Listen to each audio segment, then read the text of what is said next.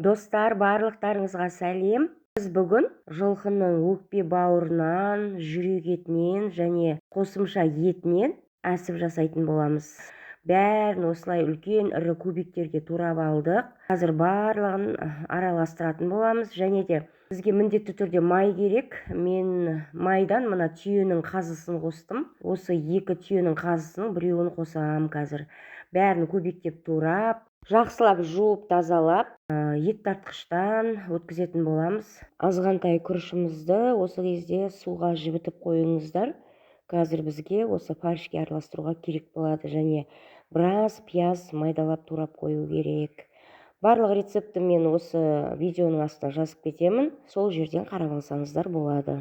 Міне дайын болған фаршымызға суға жібітілген күрішімізді және сәбізбенен жуаны ет тартқыштан өткізіп алдым. Енді жақсылап тұздап, қара бұрышымызды сеуіп, азғантай сарымсақ қосып, барын жақсылап илеп араластырамыз. Енді міне ащы шегімізді осылай мен баклажканы қиып, аузына өстіп шегімді кигізіп қоям.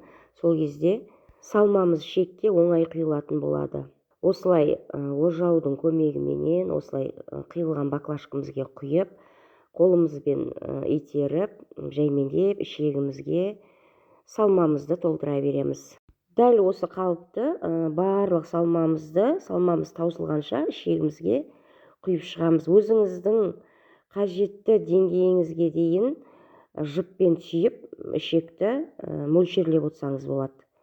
Міне әсіп біздің қазақтың ұлттық тағамдарының бірі. Таңғы асқа дайындап жеуге де болады. Басқа ыстық тамақтарға да қосып жеуге болады. Және де өте жеңіл қорытылады.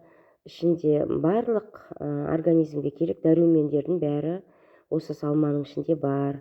Сондықтан да оңай әрі тез дайындалатын және дайындағанда да тез пісетін қазақтың ұлттық тағамдарының бірі. Егер сіздің салмаңыз қоюланып қалса, сорпа құйып отырсаңыздар, немесе кәдімгі сұйық суды аздап қосып араластырып отырсаңыз болады. Міне барлық әсібімізді жасап болдық. Бізде осындай үлкен бір табақ әсіп шықты. Мұздатқышқа қойып, өзіңіздің керегіңізше шетінен алып, тамаққа қосып пайдалана берсеңіз болады.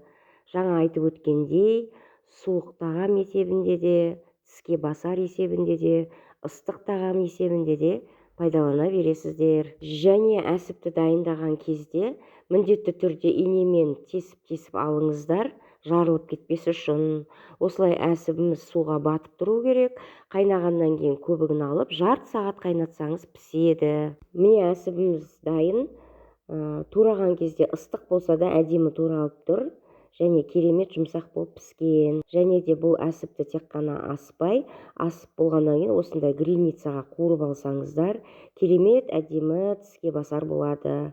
Видео ұнап жатса, пікір қалдырып, лайк басып кетіңіздер. Сіздер де осылай дайындаңыздар.